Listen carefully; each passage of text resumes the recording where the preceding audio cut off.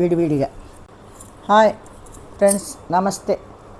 నిన్న చేను దగ్గరికి వెళ్ళి మా చేను దగ్గర పెద్ద ఉసిరి చెట్టు ఉంది. అది పెద్దది నాటు చెట్టు అనమాట. పాత మామూలు ఇప్పుడు వచ్చే హైబ్రిడ్ కాదు, అది కొన్ని సంవత్సరాలు అవుతుంది. అది చాలా పెద్ద చెట్టు. ఆ చెట్టుకి ఉసిరికాయలు నిన్న మా అబ్బాయి పైకి ఎక్కి మా తోటకూరల గారు అబ్బాయి కోసుకొచ్చాడు అనమాట. నేనే దగ్గరుండి స్వయంగా పైకి చెట్టు ఎక్కి కోపించామన్నమాట. కోపిస్తే 3 డబ్బాలు వచ్చేసి పచ్చడికి తీశాను. వాటిల్లో మంచి కాయలల్లో ఏరి కొన్ని కాయలు వచ్చి ఇది బాయిల్ చేసి చిన్న ఇంత ఒక బెజ్జాల గిన్నెలో పెట్టి కింద వేడి నీళ్ళు పెట్టి ఒక 10 నిమిషాలు మరిగిన తర్వాత ఆవిరికి ఉడికిన ముక్కలు అన్నమాట ఇవి.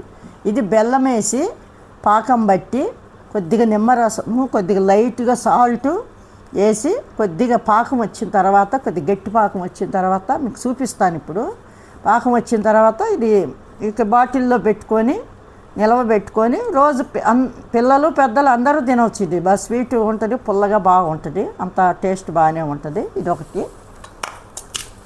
ఇది వచ్చేసి ఉసిరికాయలు విత్తనం తీసేసి అంతా ముక్కలు చిన్న చిన్న ముక్కలు చేసి పెట్టారనమాట. ఇది డ్రై అయిన తర్వాత ఎండిన తర్వాత బాగా మిక్సీ వేసి పొడి చేసుకొని మెత్తగా రోజు పొద్దున్నే ఒక గ్లాసు నీళ్ళల్లో 1 స్పూన్ వేసుకొని తాగితే ఆరోగ్యానికి చాలా మంచిదంట.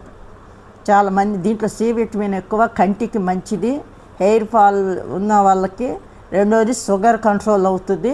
అన్ని రోగాలకి ఈ ఉసిరి అనేది చాలా మేలు చేస్తుందని చాలామంది చాలా డాక్టర్స్ చెప్తున్నారు, ఆయుర్వేదం డాక్టర్స్ చెప్తున్నారు, మంచం సత్యనారాయణ గారు చెప్తున్నారు, చాలామంది చెబుతున్నారు. కాబట్టి నేను కూడా ఇవి తయారు చేసుకొని స్టార్ట్ చేద్దామని నేను తయారు చేసుకున్నాను. హాయ్.